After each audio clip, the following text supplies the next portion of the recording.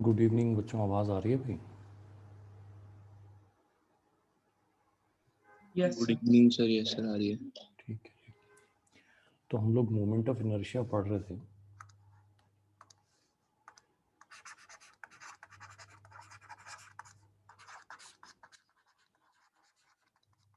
और इसमें हमने देखा कि अगर एक डिस्क्रीट मास के लिए मोमेंट ऑफ इनर्शिया लिखते हैं तो कैसे लिखते हैं? एम हुआ, ये एक्सिस हुआ, ये वाला एक्सिस से डिस्टेंस आर लिया, परपेंडिकुलर लेना है, तो moment of inertia will be m times r square.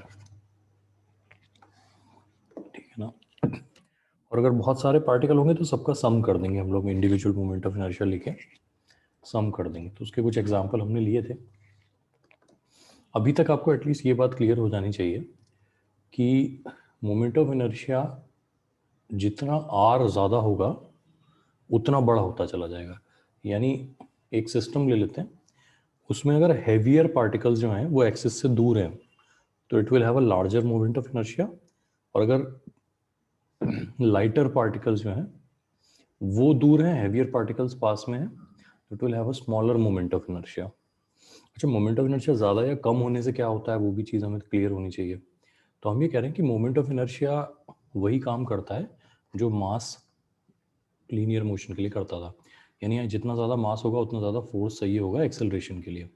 तो अगर एक बॉडी का मोमेंट ऑफ इनर्शिया ज़्यादा है तो उसको रेस्ट से रोटेशनल मोशन देना ये मुश्किल होगा, और वंस रोटेशनल मोशन दे दिया तो उस रोटेशनल मोशन को ख़त्म करना भी क्या होगा?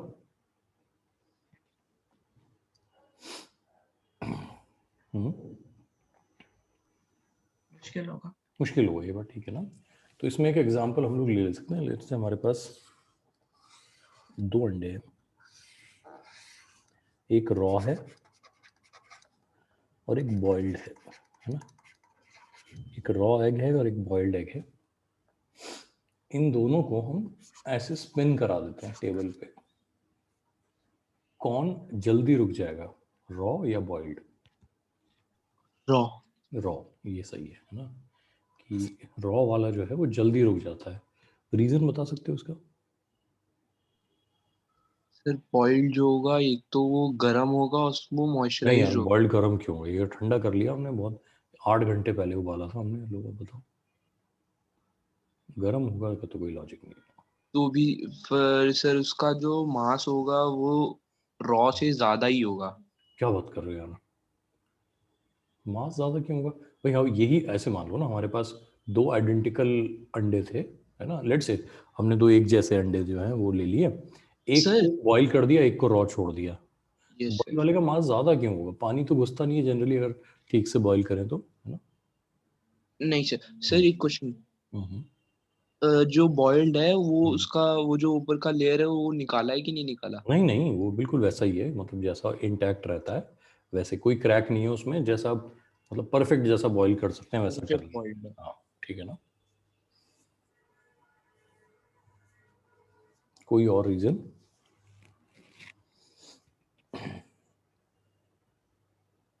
अच्छा, ऐसा कह सकते हैं कि अगर हमने एक बार घुमा के छोड़ दिया तो जो ज़्यादा देर तक रोटेट कर रहा है उसका मोमेंट ऑफ इनर्शिया,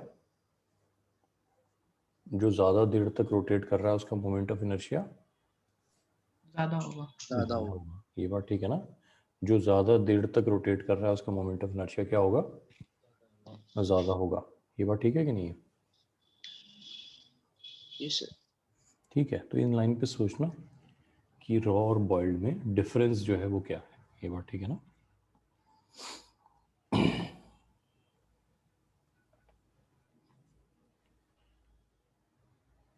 ठीक है, चलो इसको सोचना है ना। एनीवे, और एक कॉन्सेप्ट हम लोग डिस्कस करेंगे डिटेल में, है ना? रोटेशनल मोशन थोड़ा और पढ़ लेंगे। तो इसको फ्लाई व्हील कहते हैं। ये कभी सुना है आपने, देखा हो फ्लाई व्हील क्या होता है?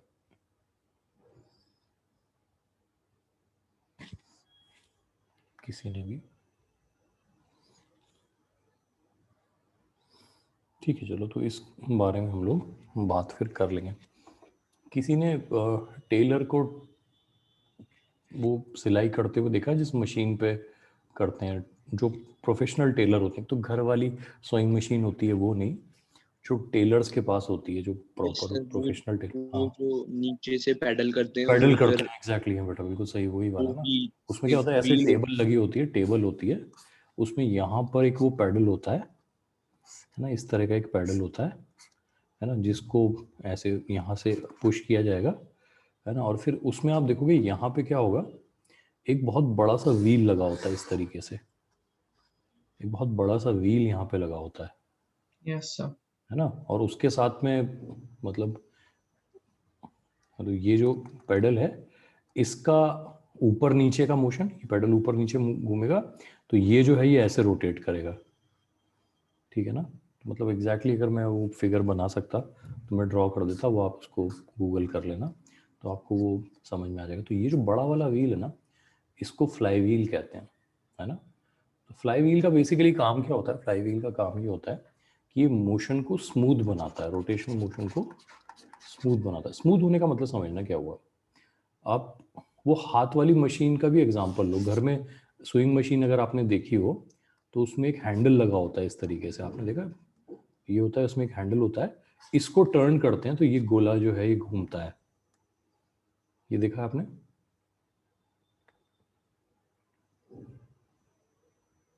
Yes sir. ये देखा है। अच्छा, अब एक चीज देखना, क्या हम इसको पूरा 360 डिग्री घुमाते हैं अपने हाथ को, या आधा आधा टर्न देख के रोक देते हैं।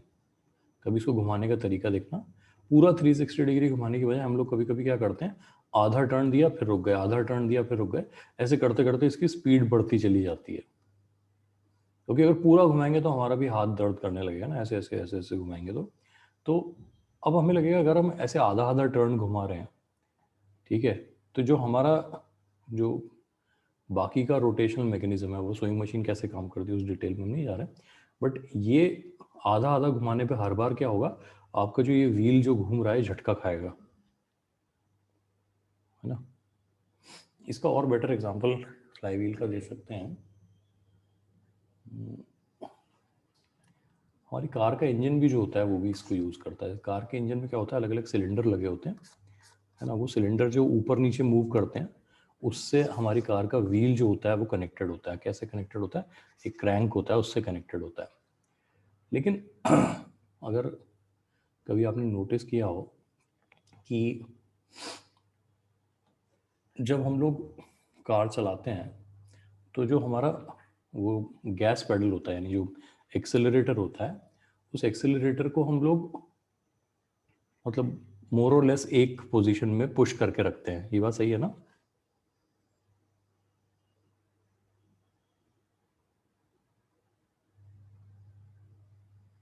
Yes sir. ठीक है, तो उसमें ये जो हमारे सिलेंडर्स हैं, ये एक सर्टेन स्पीड से ऊपर नीचे मूव कर रहे होते हैं। अब इनका ऊपर नीचे मूव करना और हमारे व्हील का घूमना, ये एक जैसी फ्रीक्वेंसी पे हो, यानी एक जैसी हम कहें सिंक्रोनाइज्ड हो, उसके लिए हम लोग क्या करते हैं, वहाँ पर भी एक फ्लाई व्हील का यूज़ करते हैं। Basically fly wheel is any arrangement जिसको हम बहुत बड़ा सा मोमेंट ऑफ इनर्शिया दे सकें और इसके साथ में हम किसी का दूसरे का रोटेशनल मोशन कनेक्ट कर देते हैं। बड़ा होने की वजह से क्या होगा, इसमें जो चेंजेस होंगे वो देर से आएंगे। इसका मतलब ये हुआ, अगर आप कभी ब्रेक भी लगाते हो, है ना, तो ऐसा नहीं होगा कि आपकी कार जो है वो झटका खा के रुकेगी, वो एक स्मूथ मोशन में रुक जाएगी, है ना। यानी आपको ऐसा नहीं होगा, जैसे बिल्कुल ऐसा लगेगा कि वो खड़ खड़ करके रुक रही है, जैसा अगर ये फ्लाईव्हील काम नहीं करे तो ऐसा हो सकता है। वो एक स्मूथ मोशन में, मान लो आप 60 की स्पीड पे थे तो 0 पे आ जाओगे, या 0 पे थे तो 60 पे चले जाओगे, तो ये वो मोशन को स्मूथ करने का काम करता है ना। तो खैर, ज़्यादा हमारे पास कोई विजुअल, है ना, हेल्प होगी तो मैं कभी आपको इसको दिखा के समझाऊंगा, है ना, बट फिलहाल तो आगे बढ़ते हैं। तो हमने कहा मोमेंट ऑफ इनर्शिया जितना ज़्यादा होगा, रोटेशन मोशन में चेंज लाना उतना ही क्या होगा, मुश्किल होगा। अब हम बात करते हैं, लिखो moment of inertia, moment of inertia of rigid bodies, rigid bodies, है ना। तो अलग अलग तरह की रिजिड बॉडीज का एग्जांपल लेते हैं, उनका मोमेंट ऑफ इनर्शिया कैसे फाइंड करेंगे वो देखते हैं। तो पहला एग्जांपल है हमारा यूनिफॉर्म रॉड। है ना। एक यूनिफॉर्म रॉड इमेजिन कर लेते हैं ऐसे। अच्छा, बाय डिफॉल्ट हम जो भी पढ़ेंगे उसमें एक्सिस को सेंटर ऑफ मास से पास कराएंगे, ठीक है ना। तो हमने एक यूनिफॉर्म रॉड लिया, एक्सिस सेंटर ऑफ मास से पास करा दिया। इसके अबाउट इस तरीके से रॉड घूमेगी, आप इमेजिन कर सकते हो इसको। रॉड जो है आपको, अगर ये जो दिख रहा है ये प्लेन से बाहर आएगा, ये प्लेन के अंदर जाएगा और फिर ऐसे ऐसे घूमती हुई रॉड आपको दिखाई देगी, ठीक है ना। अगर आप इसको टॉप व्यू में देखोगे घूमता हुआ तो आपको ये रॉड जो है वो इस सर्कल में घूमती हुई दिखाई देगी। मतलब ये आपकी रॉड हो गई, ये सेंटर हो गया, एक्सिस अब परपेंडिकुलर हो गया और ये रॉड कभी इस पोजीशन में होगी, कभी इस पोजीशन में होगी, कभी इस पोजीशन में होगी, कभी इस पोजीशन में होगी, ऐसे घूमती हुई आपको ऊपर से देखने पे दिखाई देगी। टॉप व्यू से देखने पे ऐसे दिखाई, सामने से ऐसे दिखाई देगी। इसको ड्रॉ कर लो एक बार। बाकी इसके मास को m कह देते हैं और लेंथ को l कह देते हैं ना। सेंटर को o कह देते हैं। तो अब हम लोग कैलकुलेट क्या करने वाले हैं, इस बात को बहुत ध्यान से समझना। We are calculating moment of inertia of the rod about an axis passing through O and perpendicular to the rod. Moment of inertia of the rod about an axis. Moment of inertia हमेशा किसी न किसी axis के about ही बताया जाता है। अगर कोई आपसे कहे इसका मोमेंट ऑफ इनर्शिया क्या है तो ये क्वेश्चन अपने आप में इनकम्प्लीट है। You always have to mention किस एक्सिस के अबाउट बात कर रहे हैं।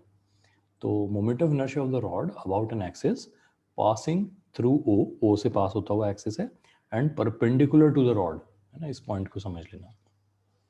अच्छा, अब ये काम कैसे करेंगे? तो लास्ट लेक्चर में हमने एक फॉर्मूला लिखा था, मैं उसको रिमाइंड करा देता हूँ आपको। एक छोटा सा मास कंसिडर करना है हमें। लेट्स से हमने ये छोटा सा मास कंसिडर किया, इतना हिस्सा, इसको dm कह देते हैं और इसका डिस्टेंस यहाँ से r ले लेते हैं एक्सिस से।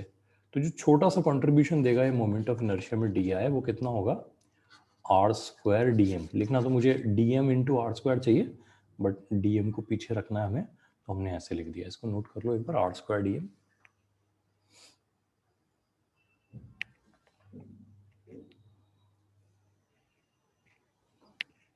नोट कर लिया सबने, r² dm।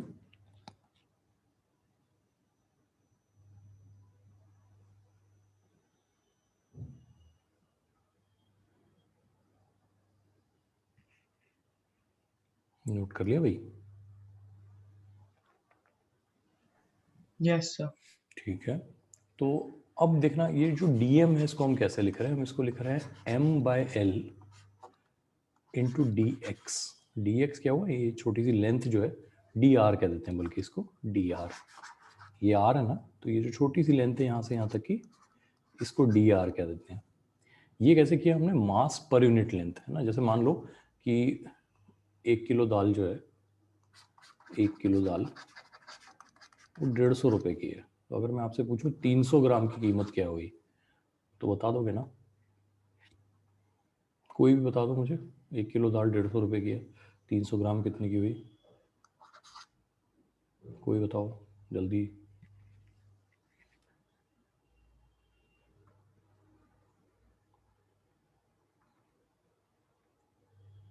कोई भी नहीं बता पा रहा। 45 की, हाँ बिल्कुल सही है ना। तो उसमें आपने क्या किया, आपने वो मास पर ग्राम निकाल लिया। कैसे? आपने कहा 150 डिवाइडेड बाय 1000 और किससे मल्टीप्लाई कर दिया इसको? 300 ग्राम से मल्टीप्लाई कर दिया। तो अगर कोई आपसे पूछे कि डी आर लेंथ का मास कितना है, ये जो डी आर लेंथ है इसमें कितना मास है, क्योंकि डीएम उसी मास को कह रहा है ना जो यहाँ छोटी सी लेंथ डी आर में है। तो हमने कहा मास पर यूनिट लेंथ निकाल लेते हैं, mass divide by total length into ये छोटी सी लेंथ मल्टीप्लाई कर देते हैं, है ना। हो गए कन्विंस इससे कि डीएम हमने सही लिखा है। तो हमारे पास डी आई की वैल्यू क्या हो जाएगी? ये हो जाएगी m/l r² dr, यही हो जाएगी। सही है, देख लो अच्छे से। अब मोमेंट ऑफ इनर्शिया जो हमारा, मुझे इसको क्या करना है? इंटीग्रेट करना है। अच्छी तरह देख लो, मुझे इसे क्या करना है? इंटीग्रेट करना है। तो मोमेंट ऑफ इनर्शिया इसका इंटीग्रेशन हो जाएगा m/l integral of r² dr, क्योंकि जो कांस्टेंट था वो तो मैंने बाहर ले लिया। अब क्वेश्चन है हमारे सामने, r की लिमिट क्या लें? तो यहाँ से देखो, o से r की लिमिट क्या होनी चाहिए? रॉड कहाँ से कहाँ तक फैली हुई है, रॉड यहाँ से यहाँ तक फैली हुई है, तो आर की लिमिट क्या होनी चाहिए बेटा, सब लोग देखो और बताओ मुझे। यहाँ से यहाँ तक को मैं क्या कहूँ, ओ से इधर और ओ से इधर तक रॉड एक्सटेंडेड है, तो ये लिमिट क्या लूँ मैं, यहाँ क्या लूँ? L/2 and -L/2. बिल्कुल ठीक है, तो -L/2 से +L/2, ये सही है। एक बार अच्छे से देख लो सब लोग इसको। ओ सेंटर पे है, ओरिजिन है, तो ये वाला एंड हो गया -L/2 और ये वाला एंड हो गया +L/2, तो वही हमने यहाँ पे लिमिट ले लिया। अच्छा, आप इंटीग्रेट कर लेते हो, तो यहाँ क्या आएगा, r² dr का इंटीग्रल क्या आएगा, बोलो।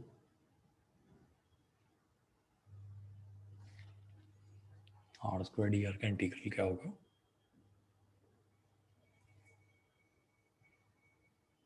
कोई भी?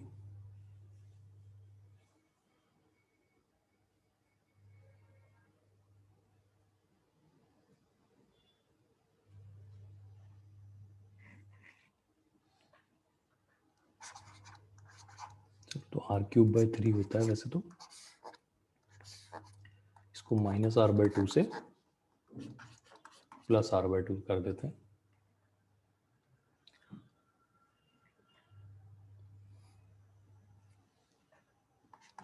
थ्री बाहर ले लेंगे, m/3l हो जाएगा, और पहले अपर लिमिट रखते हैं इसमें, तो ये हो जाएगा r³/8, फिर यहाँ पे लिखते हैं -r³/8, -r/2 का क्यूब किया हमने, और सॉल्व कर लेते हैं इसको, ये हो जाएगा 2mr³ और 3 × 8, और अच्छा मुझे तो -L/2 से +L/2 करना था ना, L/2 से L/2, तो यहाँ पे मुझे L का क्यूब लिखना है, -L³, तो ये हो जाएगा L³/8l। कितना बन गया देखो, ये यहाँ से कट करेंगे तो 4 हो जाएगा, ये हो गया ml²/12, चेक कर लो इसको, ml²/12, और ये एक इम्पॉर्टेंट रिजल्ट है जिसको हमें याद रखना है। खैर अभी तो इसको नोट करो, एक बार डेरिवेशन देख लो अगर किसी को डाउट हो कोई तो।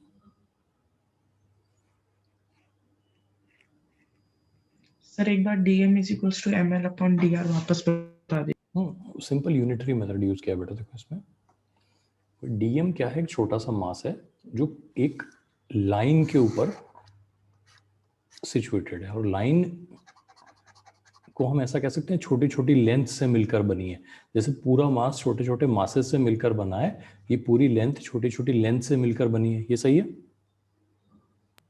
Yes sir. अच्छा, हमें डीएम को आर के टर्म्स में क्यों लेना पड़ रहा है, क्योंकि हमें जो इंटीग्रेशन करना है उसमें हमारे वेरिएबल्स एक जैसे होने चाहिए।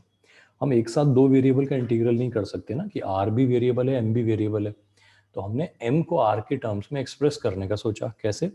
हमने कहा कि कैपिटल एम मास कितनी लेंथ पे फैला हुआ है,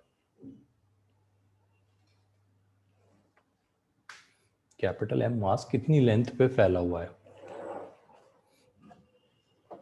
एल कैपिटल एल पे, है ना? तो मास पर यूनिट लेंथ को capital M by capital L कह दिया हमने। Yes sir. तो डीएम मास कितनी लेंथ पे फैला हुआ है, डी आर लेंथ पे, तो डीएम = m/l dr होना चाहिए कि नहीं, सोच लो।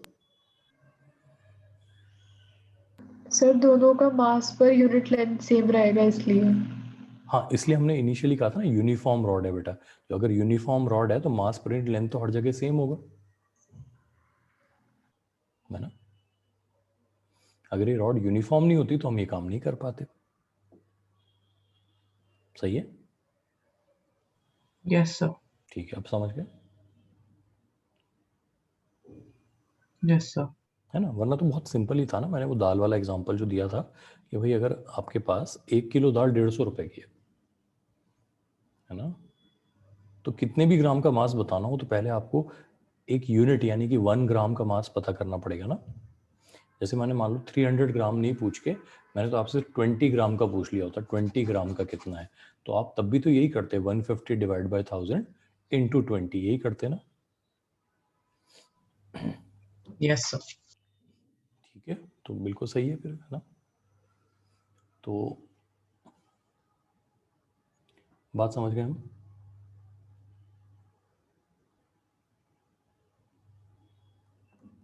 चलो इसको समराइज कर लेते हैं एक बार कि अगर एक यूनिफॉर्म रॉड है, जो अपने सेंटर से पास होते हुए परपेंडिकुलर एक्सिस के अबाउट रोटेट कर रही है, तो ऐसे में इसका मोमेंट ऑफ इनर्शिया का फॉर्मूला क्या होगा, mL²/12। याद रख लोगे।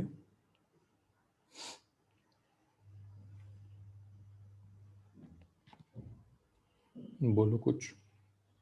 Yes sir. ठीक है, तो ये तो हुआ रॉड के लिए। अब हम बात कर लेते हैं यूनिफॉर्म रिंग के लिए, है ना। रिंग भी कहते हैं, कभी कभी हुप कह देते हैं इसको, हुप इज ऑल्सो रिंग, है ना। तो रोटेशन कैसे हो रहा है पहले वो देख लेते हैं। तो ये एक यूनिफॉर्म रिंग है, अभी मैंने इसको ओवल जैसा इसलिए बनाया ताकि थोड़ा 3D वाली फीलिंग आए हमें। ये इसका सेंटर है, सेंटर से एक एक्सिस पास करा देते हैं जो इस रिंग के प्लेन के क्या है, परपेंडिकुलर है, और उसके अबाउट रिंग को ऐसे घूमना है। इमेजिन कर सकते हो अब इस रिंग को घूमता हुआ। टॉप व्यू में कैसा दिखेगा हमें रिंग घूमती हुई, एक परफेक्ट सर्कल नजर आएगा, और वो सर्कल अपने सेंटर के अबाउट ऐसे टर्न कर रहा होगा। ये बात समझ में आ रही है, ऐसे घूमती हुई रिंग। Yes sir. ठीक है, अब यहाँ पे हम इसका मोमेंट ऑफ इनर्शिया बताने के लिए वही प्रोसेस फॉलो करते हैं। देखो एक छोटा सा मास ले लेता हूँ मैं, क्या कहूँ इस मास को, DM। dm। तो इसका छोटा सा मोमेंट ऑफ इनर्शिया क्या लिखूं, dm इंटू क्या,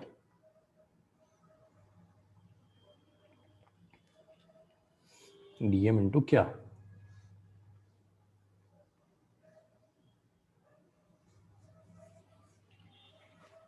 क्या लिखूं, di equal to dm into क्या।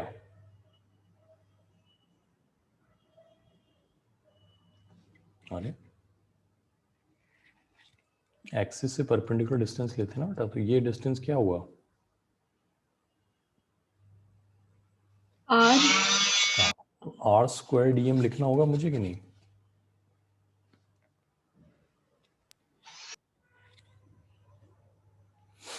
अच्छा, इस r² dm में और जो हमने यहाँ r² dm लिया था में कुछ फर्क नजर आ रहा है आपको, ये वाला r² dm और ये वाला r² dm में कुछ फर्क नजर आ रहा है।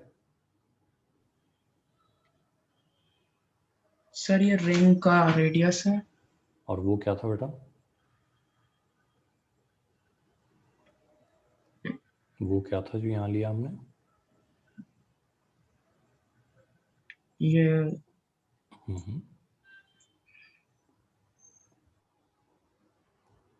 डिफरेंस क्या है, मतलब उस वाले आर में और इस वाले आर में मैथमेटिकल डिफरेंस क्या है। चलो मैं और स्पेसिफाई कर देता हूँ। वैसे तो आप ये कह सकते हो वो कैपिटल आर है, स्मॉल आर है ना, तो मैं थोड़ा स्पेसिफाई कर देता हूँ कि उस कैपिटल आर में और स्मॉल आर में मैथमेटिकली क्या चीज़ डिफरेंट है। सर कैपिटल R कांस्टेंट रहेगा। एग्जैक्टली, वेरी गुड, है ना। कैपिटल आर जो है वो कांस्टेंट है।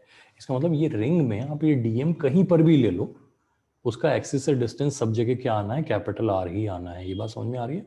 इसका मतलब ये हुआ अनलाइक अ रॉड में अलग अलग मासेस एक्सिस से अलग अलग डिस्टेंस पर सिचुएटेड थे। मेरी बात फॉलो कर रहे हो। Yes sir. लेकिन रिंग में सारे मासेस जो हैं वो एक्सिस से इक्वी डिस्टेंट हैं। सही है बात।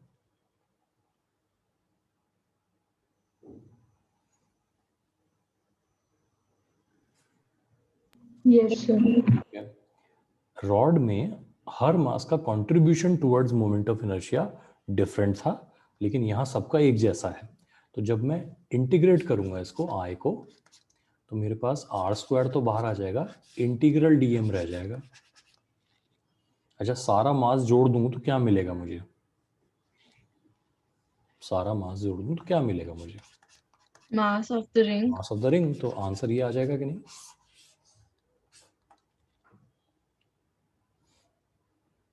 सही है। Yes sir. ठीक है, तो एक रिंग जो अपने सेंटर से पास होते हुए परपेंडिकुलर एक्सिस के अबाउट रोटेट करे, उसका मोमेंट ऑफ इनर्शिया mr² होता है। याद से याद रख लेंगे हम लोग। Yes sir. मैं बार बार आपको इस बात पे एम्फेसाइज करवा रहा हूँ कि मोमेंट ऑफ इनर्शिया क्या होता है, ये इनकम्प्लीट क्वेश्चन है। Moment of inertia of which body about which axis, ये बहुत इंपॉर्टेंट है। तो यहाँ एक्सिस नोट करते चल रहे हो हर बार ना।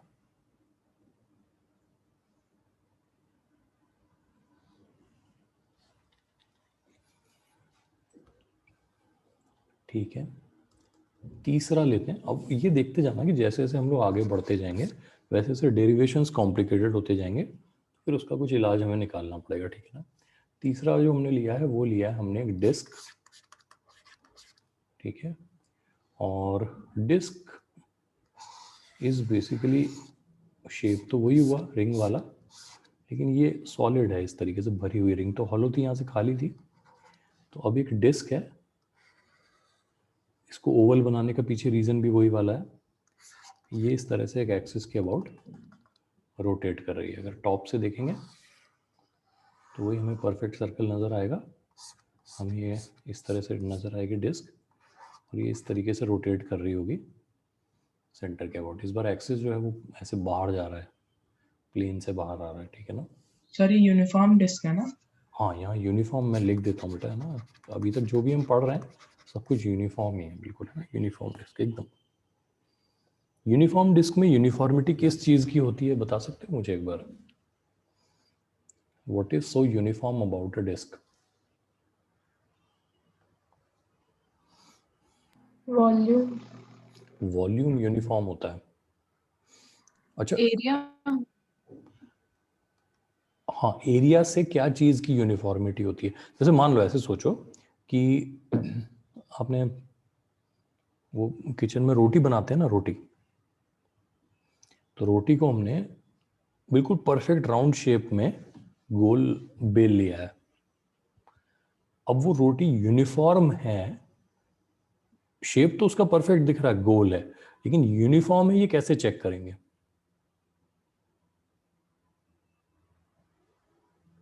बोलो। Mass per unit area. मास पर यूनिट एरिया।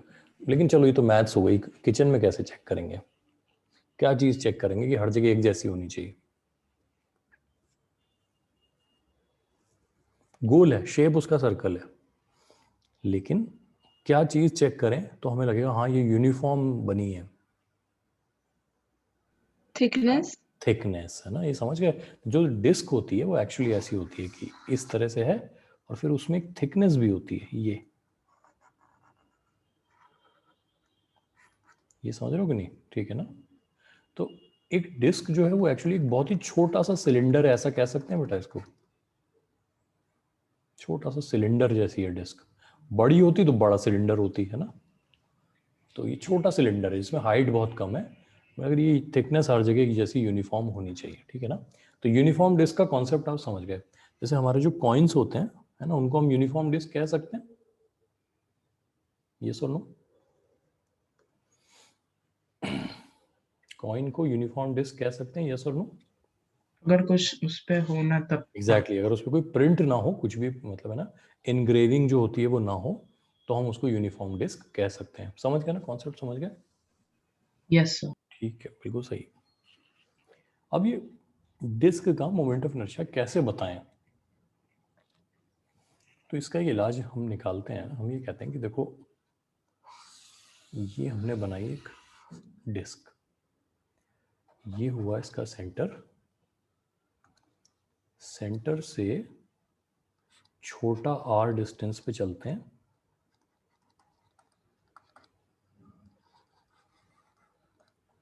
और ये देखना,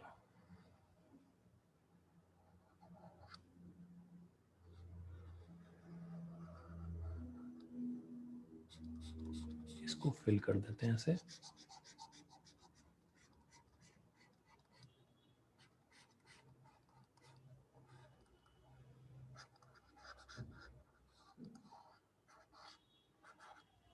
और ये जो थिकनेस आई है हमारे पास, इसको कह देते हैं dr। ये जो रेड कलर आप देख पा रहे हो, ये रेड कलर जितनी थिकनेस में भरा हुआ है उसको कह देते हैं dr। r और कितनी थिक, dr। अब आपको एक छोटी सी एक रेड कलर की रिंग नजर आ रही है इस ब्लू कलर की डिस्क में।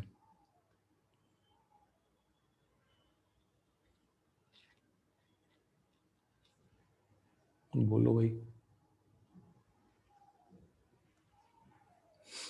Yes sir. ठीक है, क्या मैं ऐसा कह सकता हूं कि अगर मैं r को 0 से लेके कैपिटल R तक वेरी कराऊं तो ऐसी बहुत सारी रिंग बन जाएंगी मेरे पास, बहुत यस सारी। सर। और वो सारी रिंग मिलाकर क्या बना रही हैं, डिस्क। डिस्क बना रही हैं। ठीक है, तो मैं एक काम करता हूँ, क्योंकि अब रिंग का मोमेंट ऑफ इनर्शिया हम जानते हैं, तो मैं कह देता हूँ ये जो लाल वाली रिंग है, फोकस करना इस रेड कलर की रिंग पे, इस लाल वाली रिंग का मोमेंट ऑफ इनर्शिया है इसका मास dm इनटू इसका रेडियस r स्क्वायर। गलत तो नहीं कहा मैंने? रिंग का moment of inertia mr square होता है ना?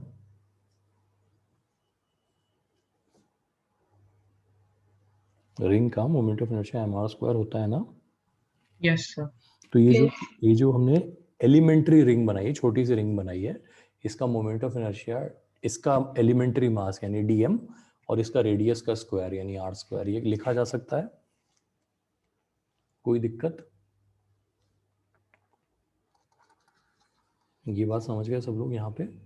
अब जो मैं dm कह रहा हूँ वो ध्यान से देखना। मैं कह रहा हूँ m upon pi r square into 2 pi r d r. इसको साफ साफ लिख लेना, थोड़ा कोने में जा रहा है। m upon pi r square क्या है बेटा?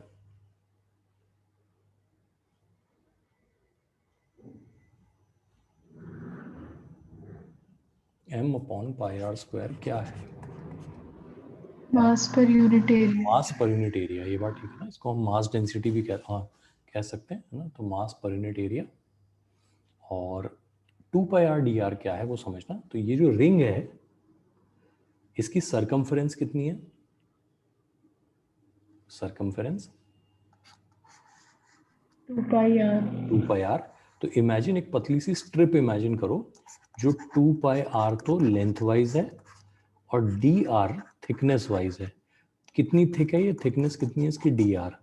तो 2 pi are into D R, इसका area 2 pi r d are होगा, हाँ या ना बोलो? जो एरिया ये रेड कलर ने ऑक्यूपाई कर रखा है, एरिया, ये अंदर का एरिया नहीं कह रहा हूँ, सिर्फ रेड कलर ने जो एरिया ऑक्यूपाई कर रखा है, जो थिकनेस ऑक्यूपाई कर रखी है, 2 pi are into D R, है या नहीं है एक बार चेक कर लो।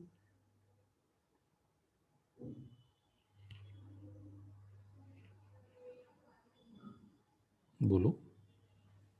Yes sir. ठीक है, तो यहाँ पर देखो मैंने dm सही लिख दिया, mass upon total area into occupied area, इतना ऑक्यूपाई किया हुआ एरिया है। तो dm की वैल्यू कितनी आ गई, m upon r square into 2r dr into 2r dr। ये सही है? हाँ ना बोल दो एक बार। Yes sir. ठीक है जी। अब देखो हमने क्या लिखा, हमने यहाँ पे लिख दिया, इसका इंटीग्रेशन करना है मुझे ना, इंटीग्रेशन करना है, तो मैं यहाँ पर लिख देता हूँ 2m बाय आर स्क्वायर। अच्छा, dm में खुद एक r है, यहाँ पहले से r है, तो ये r क्यूब हो जाएगा और dr हो जाएगा, और फिर मुझे इसका इंटीग्रल करना है। एक बार अच्छे से देख लो, 2m by r square, r cube dr कैसे आया, dm की वैल्यू मैंने यहाँ पुट कर दी लाके। चेक कर लो और हाँ बोल दो कि यहाँ समझ में आ गया। Yes sir. लिमिट क्या होगी बेटा 0 से लेके कहाँ तक? 0 से लेके capital R. Capital R. Capital R तक। ठीक है, आर क्यूब डी आर को इंटीग्रेट कर लोगे, पिछली बार तो नहीं किया था किसी ने, मैं ही कर देता हूँ। आर का पावर 4/4 हो जाएगा ये।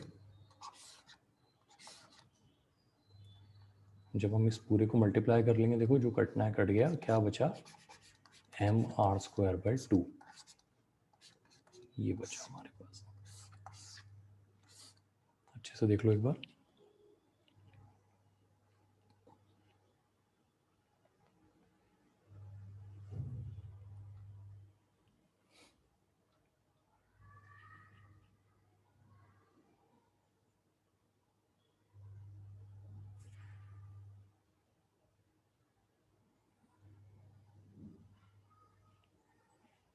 नोट कर लिया?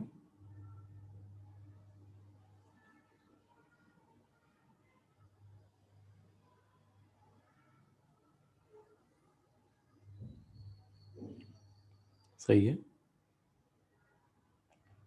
Yes sir. ठीक है, तो आज से हम ये सीख गए कि अगर एक डिस्क अपने सेंट्रल एक्सिस के अबाउट, सेंट्रल एक्सिस क्या होता है? जो सेंटर से पास करे और डिस्क के प्लेन के परपेंडिकुलर हो। तो अगर एक डिस्क अपने सेंट्रल एक्सिस के अबाउट रोटेट करती है तो उसका मोमेंट ऑफ इनर्शिया कितना होगा? mr²/2 होगा। समझ आ गई बात?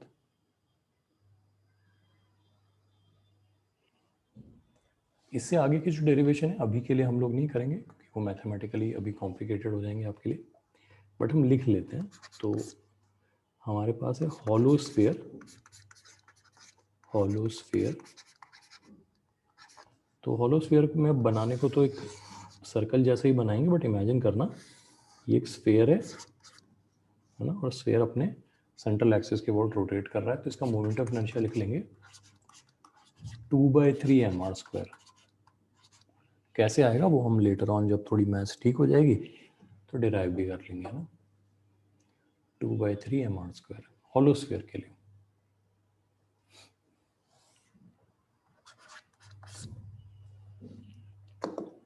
यहाँ पे एक क्वेश्चन मैं आपसे पूछता हूँ। लेट से आपके पास एक सर्टेन अमाउंट ऑफ क्ले है। क्ले जानते हो सब लोग? Yes, sir. ठीक है, तो आपके पास ऑप्शन है, हालांकि क्ले का एग्जांपल थोड़ा सा गलत हो जाएगा, बट चलो हम ऐसे कह देते हैं। हमारे पास 2 स्फीयर्स हैं, दोनों का मास सेम है, दोनों का रेडियस भी सेम है, ठीक है ना। लेकिन एक हॉलो है और एक सॉलिड है। ध्यान देना, मास सेम है, रेडियस सेम है, लेकिन एक हॉलो है, एक सॉलिड है। अब आपको क्या लगता है किसका मोमेंट ऑफ इनर्शिया ज़्यादा होना चाहिए, हॉलो वाले का या सॉलिड वाले का, और क्यों?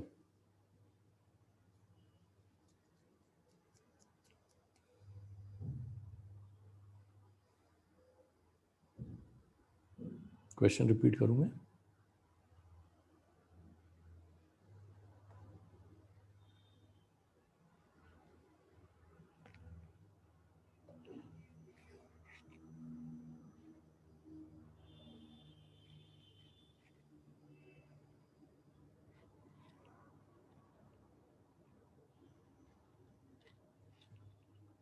कोई गेसेस, कोई आंसर?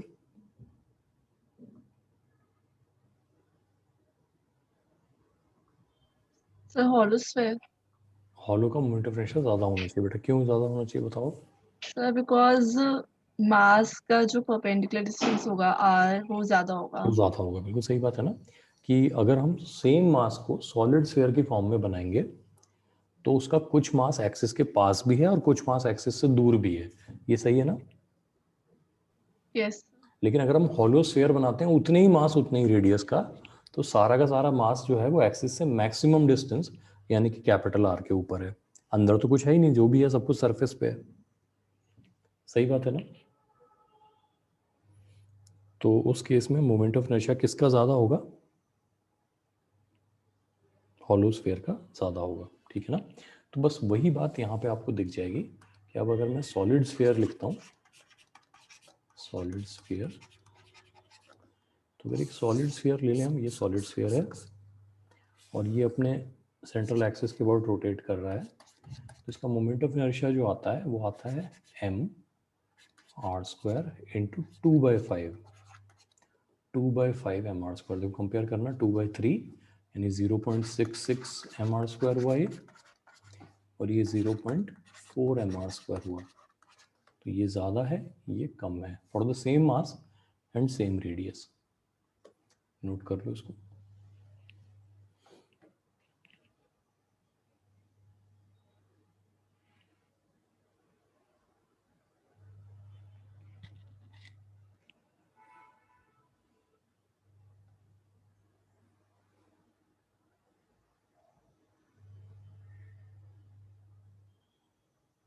नोट कर लिया सबने?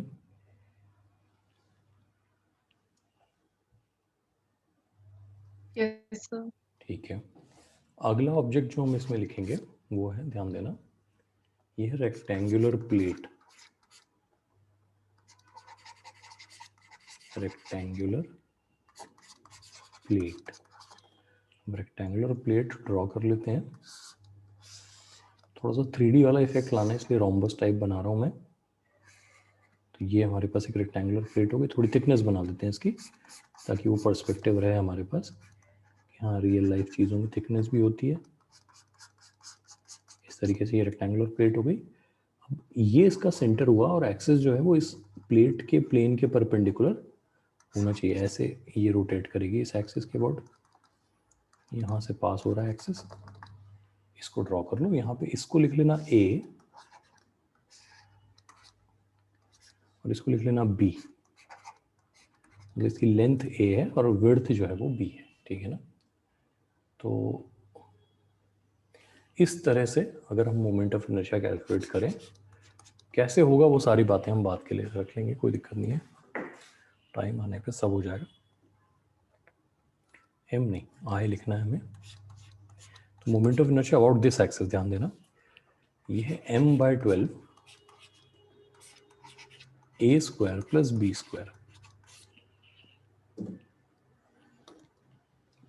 m/12 a² plus b²।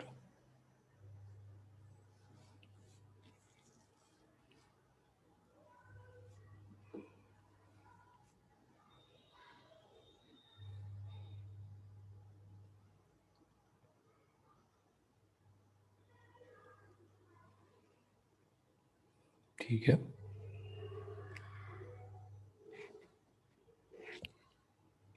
कोई डाउट यहाँ तक? नोट कर लिया सबने? Yes sir. इतना बता दो मुझे कि अगर ये प्लेट स्क्वायर होती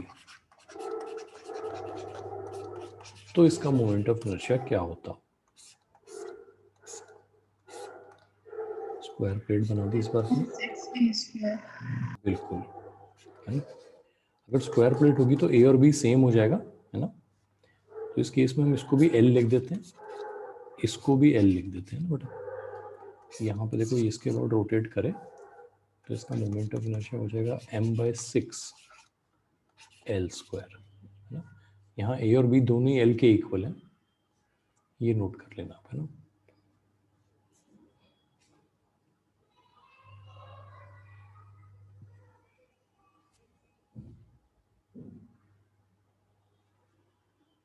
नोट कर रही है?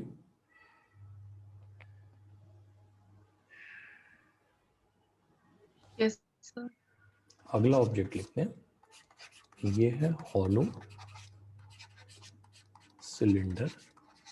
एक्सिस पे ध्यान देना, हॉलो सिलेंडर है, इस एक्सिस के अबाउट रोटेट कर रहा है, देखो। यानी एक्सिस सेंटर से पास हो रहा है और सर्कुलर फेस के परपेंडिकुलर है। अब इसको इस तरह से बनाएंगे, ऐसे रखा हुआ सिलेंडर, तो ये एक्सिस ऐसा हो जाएगा ये, ठीक है ना। इसके अबाउट रोटेट करेगा ये ऐसे, है ना। तो यहाँ पर एक बात समझना कि a hollow cylinder is nothing but a large number of rings kept on top of each other. गलत कह रहा हूँ क्या मैं? एक हॉलो सिलेंडर, बहुत सारी रिंग्स हैं जो एक के ऊपर एक रख दी गई हैं। बात सही है कि नहीं है? Yes sir. तो इसका मतलब ये हुआ कि अगर मान लो एक रिंग बना लूँ मैं यहाँ से ना, मैं यहाँ से एक रिंग बना लेता हूँ इसमें, इस तरह की, ये रेड कलर की रिंग दिखाई दे रही है सबको। इस रिंग का मास ले लेता हूँ dm, रेडियस तो सबका एक जैसा ही है r², तो छोटा moment of inertia dm r² हो गया बेटा, बोलो हाँ। तो पूरा मोमेंट ऑफ इनर्शिया कितना हो जाएगा?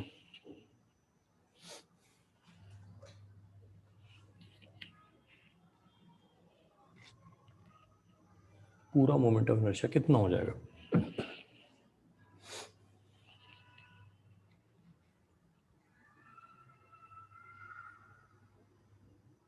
क्या लिखूं यहाँ पे?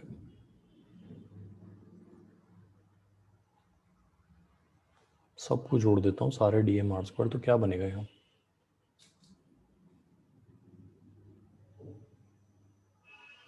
अरे mr²। mr², okay. r तो सबका सेम है ना। तो हॉलो सिलेंडर का अपने परपेंडिकुलर एक्सिस के अबाउट मोमेंट ऑफ इनर्शिया समझ में आ रहा है सबको?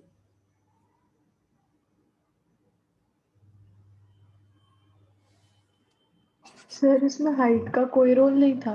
इसमें हाइट का कोई रोल नहीं है, बिल्कुल यही तो बात है ना। देखो इसमें कि इसमें हाइट का कोई रोल नहीं है। हाइट का रोल कब आएगा मैं आपको बताता हूँ, जब हम एक्सिस चेंज कर देंगे। मान लो आगे चल के हम लोग ऐसा सिनेरियो लेंगे जिसमें हमारे पास ऐसे रोटेट कर रहा होगा ये।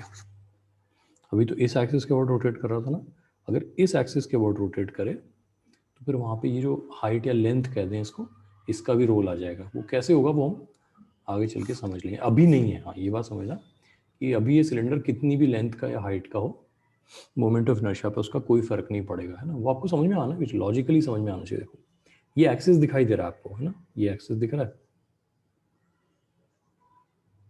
Yes sir. आप कोई भी छोटा सा एक हिस्सा ले लो इस सिलेंडर का, है ना, थोड़ा सा अपनी इमेजिनेशन का इस्तेमाल करना। देखो आपको मैं यहाँ पे एक छोटी सी स्ट्रिप बना के दिखा देता हूँ। ये ग्रीन कलर की स्ट्रिप दिखाई दे रही है आपको? ये पूरी की पूरी स्ट्रिप एक्सिस से कितनी दूरी पर है? चाहे मैं ऐसे रिंग बनाऊं चाहे ये स्ट्रिप बना दूं, ये पूरी की पूरी स्ट्रिप एक्सिस से कितनी दूरी पर है बेटा? कैपिटल आर पे है, ये बात सही है ना? सोच लो। Yes sir. ठीक है ना। और ऐसी जितनी भी स्ट्रिप्स बनाओगे आप, भाई बेसिकली आप इस सिलेंडर को यहाँ से मान लो ऐसे सोचो कि आपने काटा और काट के खोल दिया, तो इस तरह की प्लेट बन जाएगा, नहीं बन जाएगा ये? Yes sir. इसमें ऐसी बहुत सारी स्ट्रिप्स हैं जो ऐसे ऐसे बनी हुई हैं ऐसे। ये जब हमने इसको घुमा के सिलेंडर बनाया था, तो ये सारा का सारा जो एलिमेंट्री मास था जो इन स्ट्रिप्स में था, वो सारा एक्सिस से इक्विडिस्टेंट है। इक्विडिस्टेंट बोलो हाँ, समझ रहे हो? Yes sir. यानी ये कितनी भी बड़ी होती है, ये लेंथ कितनी भी ज्यादा होती है, उससे कोई फर्क नहीं पड़ता, एज लॉन्ग एज आर उतना ही है। पक्की बात है ना?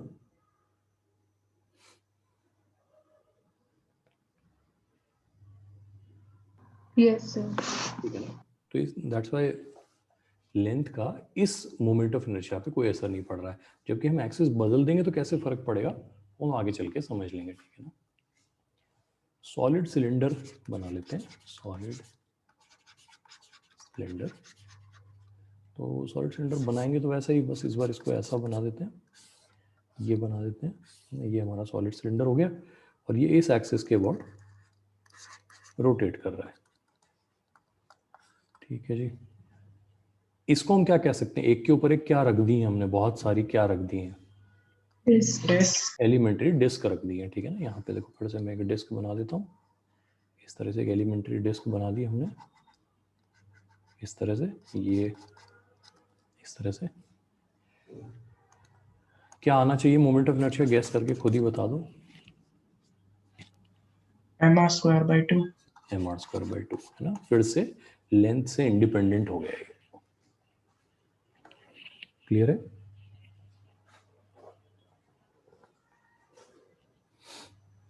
समझ गए बात?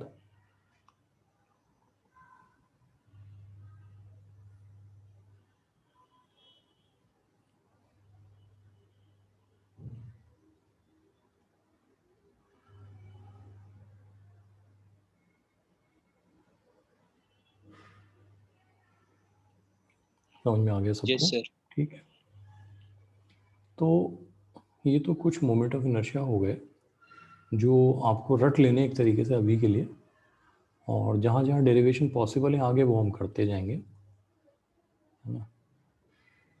इनसे रिलेटेड कुछ क्वेश्चंस हैं वो समझ लेते हैं। क्वेश्चन, लेट्स से हमारे पास एक रिंग थी, उसमें से हमने एक छोटा सा टुकड़ा तोड़ लिया, इतना हिस्सा, ठीक है, समझ पा रहे हो भाई? एक्सिस यही है हमारा, यहीं से पास हो रहा है ऐसे परपेंडिकुलर। लेट से ये टुकड़ा जो है ये पूरी रिंग का 1/6 है ना। इसका मोमेंट ऑफ इनर्शिया कितना होगा? इसका मोमेंट ऑफ इनर्शिया कितना होगा?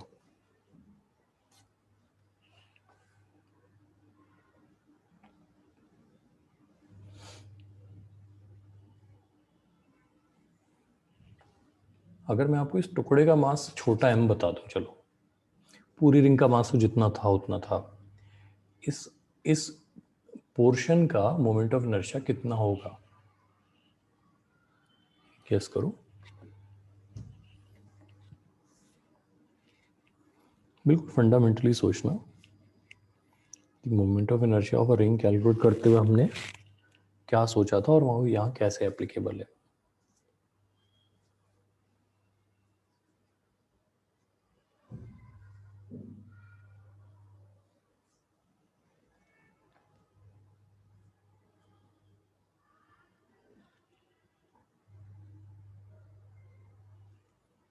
कोई भी?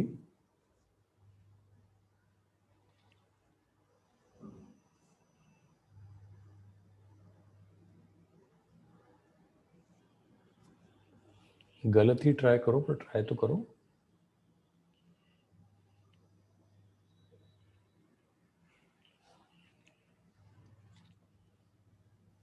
Small m r square.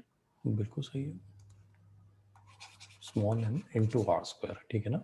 वो और बात है कि small m in terms of capital M लिखेंगे तो वो कैपिटल एम बाय 6 आ जाएगा, बट फिलहाल ये बात समझना कि ये जो पूरा का पूरा मास है ये equi distant from the axis है, यानी इसमें कितना भी छोटा एलिमेंट हम लें वो r r r r distance पर ही आएगा, तो सबका जोड़ के फिर से कितना आ जाएगा? इतना ही आ जाएगा। ये बात समझ में आ रही है सबको?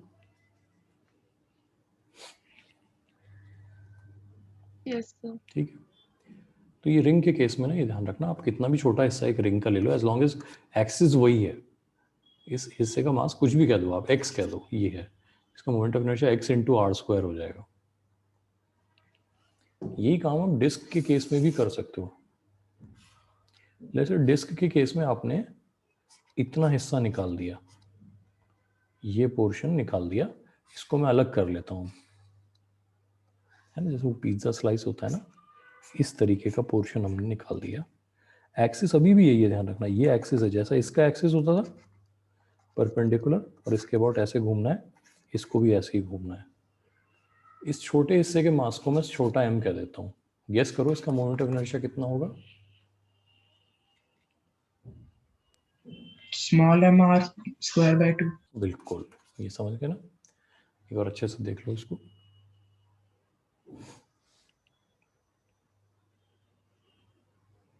क्लियर है बात? Yes sir.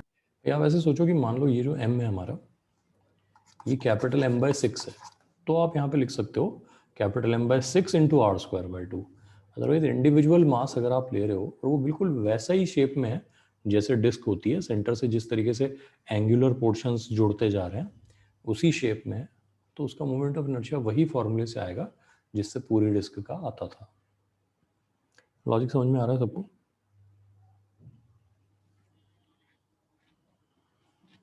Yes sir.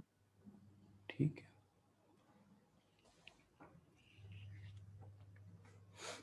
एक और क्वेश्चन समझ लेते हैं। लेट से हमारे पास एक प्लेट है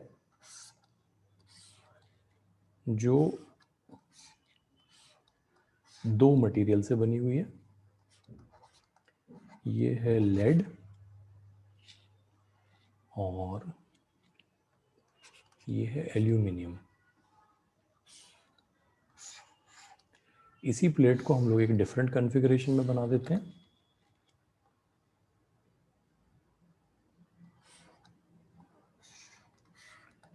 ये है एल्यूमिनियम और ये है लेड। अच्छा ध्यान रखना, इस पोर्शन में जो लेड है उसका मास उतना ही है जितना इस पोर्शन में लेड है। इस पोर्शन में जितना एल्यूमिनियम है उसका मास उतना ही है जितना इस पोर्शन में एल्यूमिनियम है। किसका moment of inertia about the perpendicular axis ज्यादा होगा, फर्स्ट का या सेकंड का? सोच समझ के।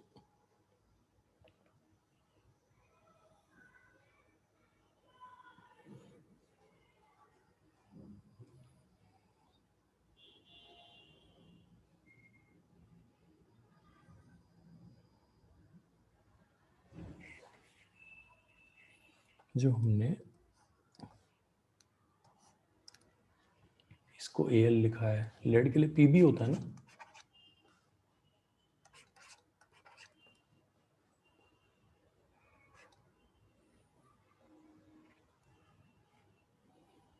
तो आंसर बताओ भाई, फर्स्ट या सेकंड? मोमेंट ऑफ इनर्शिया किसका ज्यादा है, फर्स्ट का या सेकंड का?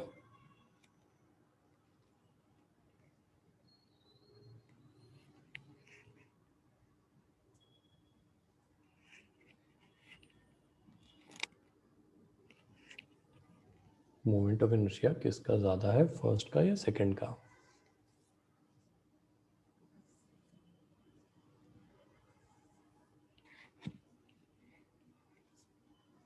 कोई भी?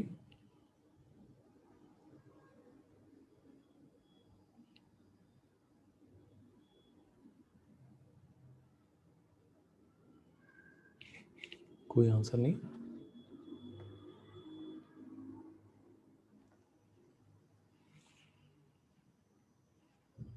कोई गैस भी नहीं करना चाह रहा है? सर पीबी हैवी होता है। हाँ, यही तो क्वेश्चन सबसे पहले पूछना चाहिए हमें कि इन दोनों में से हैवियर कौन है। तो लेड हैवी होता है किसके कंपैरिजन में, एल्यूमिनियम, एल्युमिनियम। है ना। आप देखो जो एरोप्लेन का बॉडी डिज़ाइन होती है वो लेड की बनी होती है या एल्यूमिनियम की?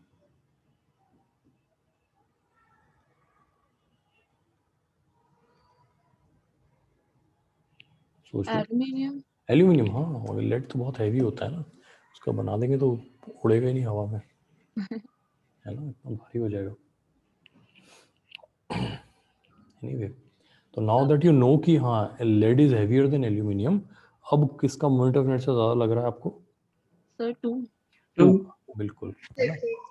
तो moment of inertia of 2 is greater than moment of inertia 1। क्या रीजन हुआ इसका? R will increase।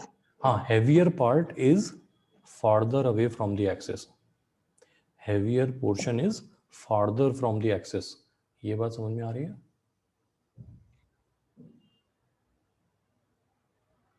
Yes sir. ठीक है, तो ये तो हुई कुछ बातें मोमेंट ऑफ इनर्शिया के बारे में।